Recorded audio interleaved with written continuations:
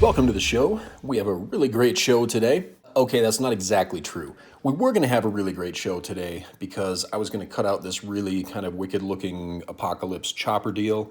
I had a piece of diamond plate or tread plate, whatever you call that.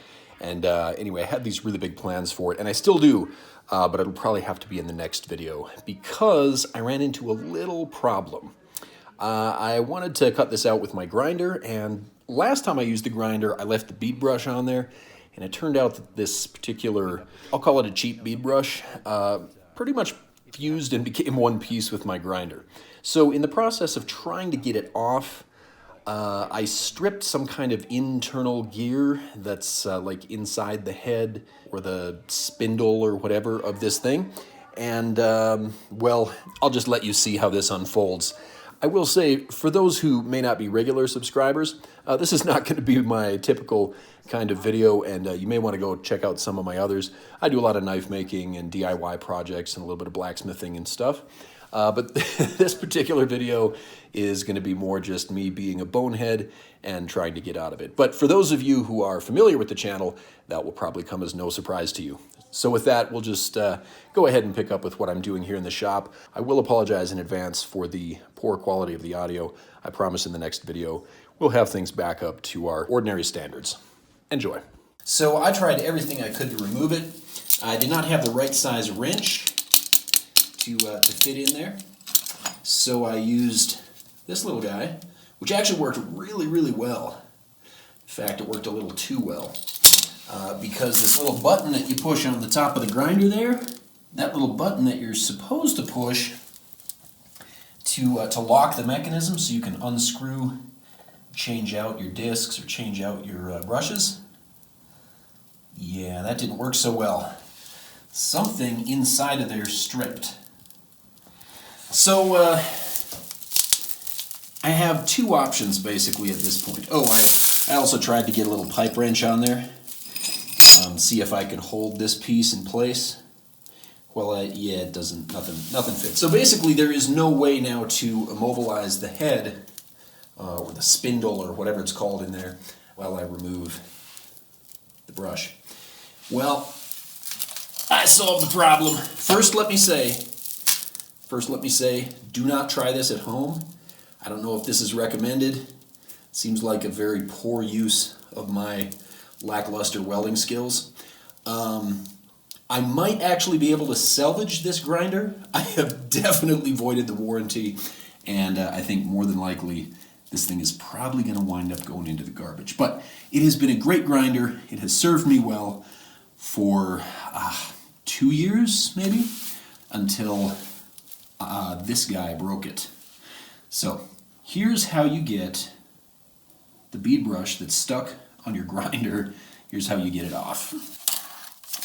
You take your welder and you weld the piece that rotates to the piece that does not. See that? This here is the piece. It's a little hot still. So this is the piece that it's the piece that spins. That's the piece that doesn't. So I welded them together. So now, let's see, because this button was no longer stopping it because it was stripped inside. I tried to do one clean weld there. That's my idea of a clean weld with my wonderful Harbor Freight Chicago Electric MiG 180, which, by the way, is a very good welder. I do have a review of that. I might link that here. But first, what am I gonna do?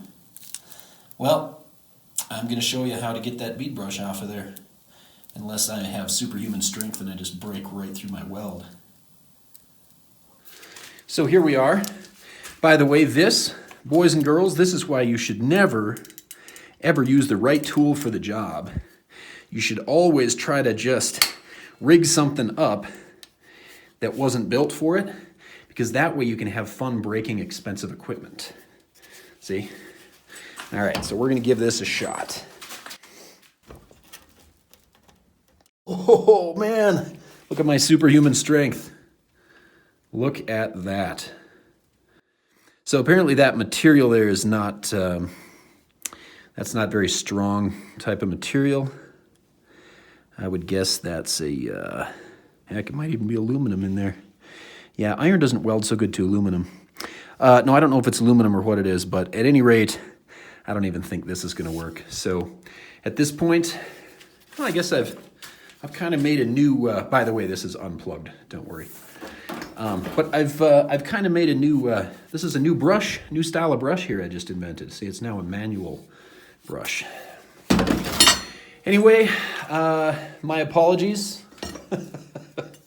I was planning to show you this awesome build today with the crazy apocalypse kind of theme going on, but looks like that's going to have to wait for a day or two while I solve my problem. In fact, might have to follow my own advice, go over to Amazon and pick up a replacement for this guy. So I guess that's about all I got today. If I do get this off of here, I will definitely show you how I did it. I might roll that in to the next video when I actually do make this, which I think is gonna turn out really cool. At least I'm hoping it will. But thanks for tuning in. And if anybody has any ideas what the heck to do about this, maybe offer some ideas in the description below. I think the best probably advice is just don't get into this situation in the first place. So yeah, whoever you are, whatever you're doing, have a wonderful day.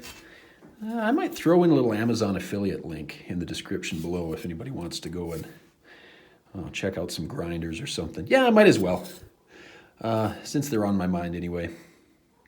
Anyway, so check out the link. What else? I guess that's it. Have a great day, and we'll see you in the next video. And hopefully, I don't know if you can tell, but whatever that thing is, tune in next time and be surprised. And if you're watching in the future, of course, I'll have that linked right here, so you can go and check it out. All right, till next time.